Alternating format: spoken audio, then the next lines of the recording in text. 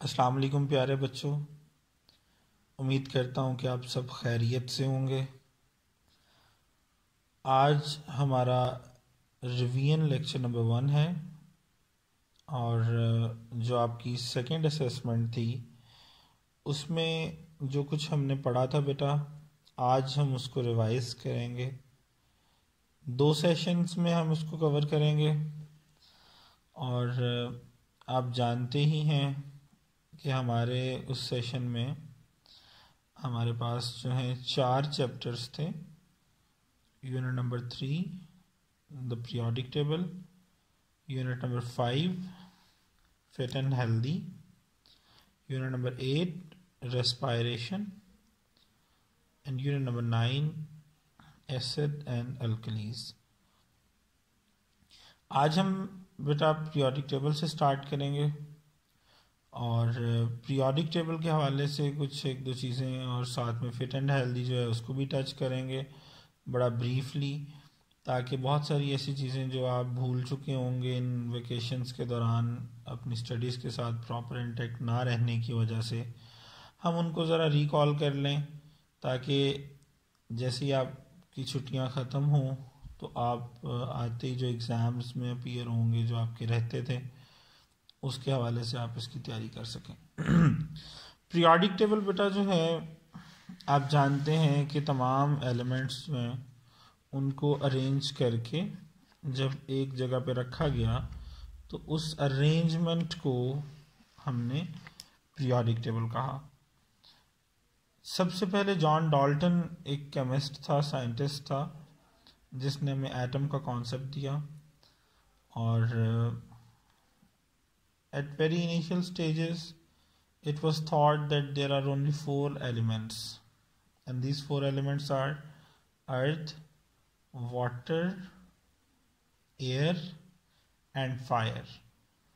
इन्हीं 4 चीज़ों पे इस पूरी कायनात की बुनियाद समझी जाती थी, लेकिन बाद में आहिस्ता आहिस्ता जब साइंस जो है वो तरक्की की मनाजिल को तय करती गई और मज़ाहिर कुदरत पर जो पर्दे थे उनको हटाकर उनमें पन्हा चीज़ें सामने आने लगीं, तो देखते ही देखते मुख्तलिफ एलिमेंट्स की पहचान होती गई और आखिर आज हम इस स्टेज पे हैं कि हमने 118 एलिमेंट्स जो हैं वो डिस्कवर कर लिए हुए हैं। जैसे जैसे हम एलिमेंट्स को डिफ्रेंशिएट करते गए एक दूसरे से, तो फिर उनको तरतीब देने का मरहला जो है वो आन पहुंचा।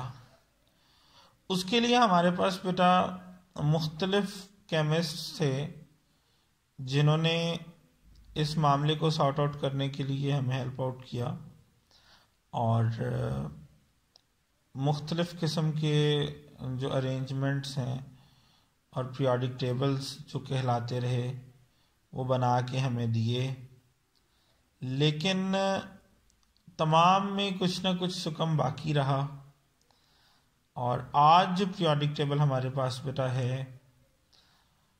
उस तक पहुंचने के लिए बहुत सी मनाजिल तय करनी पड़ी।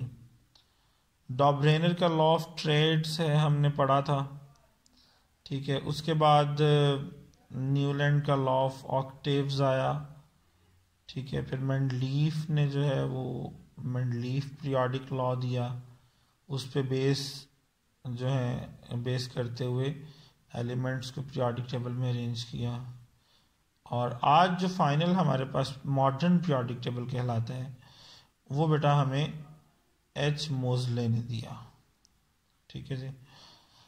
एच मोज़ले ने वो पीरियोडिक टेबल हमें, एच मोज़ले की बात हो रही थी बेटा कि एच मोज़ले ने हमें जो पीरियोडिक टेबल दिया है वो बहुत से मुख्तलिफ मरहलों से होता हुआ हम तक पहुंचा है। मुख्तलिफ केमिस्ट्स और साइंटिस्ट ने इस हवाले से बहुत सी काविशें की, जिसमें कुछ गलतियां होने की बायस उन काविशों को जो है वो रिजेक्ट करते गए और फाइनली हम आज जो हमारे पास पीरियोडिक टेबल है इस तक पहुंचे। इस पीरियोडिक टेबल में बेटा atomic number, increasing atomic number की बेसिस पे एलिमेंट्स को अरेंज किया गया है। पहला एलिमेंट हमारे पास जो है वो हाइड्रोजन है, दूसरा हमारे पास हीलियम है, देन लिथियम आ जाता है, बेरिलियम है, बोरॉन है, carbon, nitrogen, oxygen, fluorine and neon and so on. बेटा ये जो इस तरह की अरेंजमेंट है, ये जो हॉरिजॉन्टल अरेंजमेंट कहलाती है, ठीक है, ये इनको हम कहते हैं कि these are periods.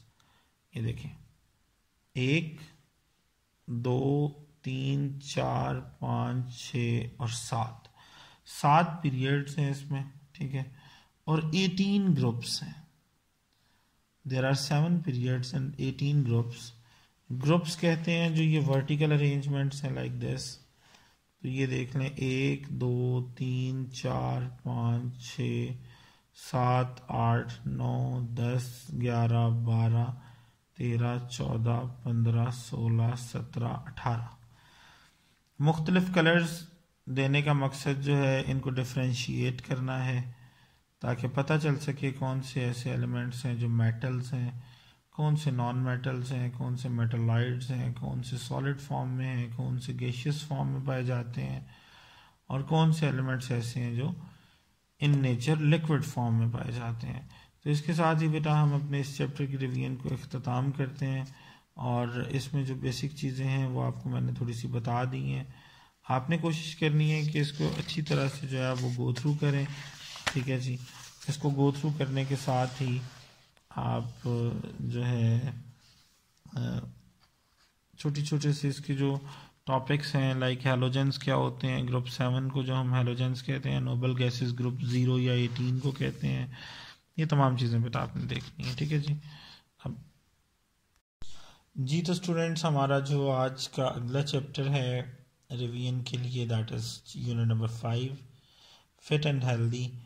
Fit and healthy में हमने जो है मुख्तलिफ चीज़ों को पढ़ा, जिसमें हमने जाना कि हेल्दी ईटिंग क्या होती है, कौन से ऐसे फूड्स हैं जो हमें ज़्यादा एनर्जी प्रोवाइड करते हैं, उन फूड्स के मुतालिक पढ़ा।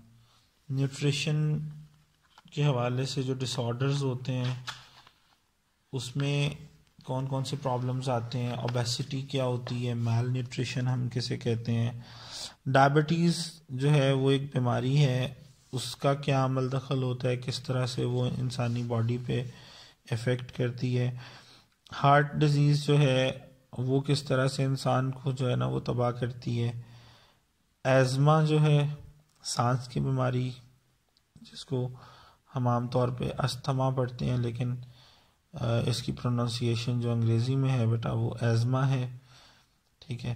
फाइबर जो है उसका क्या रोल है हमारी डाइट के अंदर, ये भी हमने पढ़ा। इन तमाम चीज़ों को आपने बेटा देखना है। फिर मुख्तलिफ वाइटामिन्स जो हैं वो हम इनटेक करते हैं उनका अपनी डेली की खुराक में, तो उन वाइटामिन्स के क्या क्या इफ़ेक्ट्स होते हैं, कहाँ कहाँ वो काम आते हैं, like vitamin A B C जो हैं इनके नामों से हमने जानते हैं। एक डिजीज़ है स्कर्वी, ठीक है, a disease called scurvy is caused by vitamin C deficiency is caused by too little vitamin C. यानी अगर विटामिन सी बहुत कम मिकदार में हम इनटेक कर रहे हैं तो उसकी वजह से हमें जो बीमारी हो जाएगी वो स्कर्वी कहलाती है, ठीक है। इसमें होता क्या है कि ब्लीडिंग होना शुरू हो जाती है आपके गम्स में, आपके दांत ढीले होना शुरू हो जाते हैं, मसल्स में वीकनेस, फटीग होती है, और आम तौर पे ये साइंस अगर इनको जो है वो अच्छे से ना देखा जाए, इसकी देखभाल ना की जाए तो इंसान को डेथ तक ले जाते हैं, ठीक है। रिकेट्स डिजीज़ है, विटामिन डी की कमी की वजह से होती है।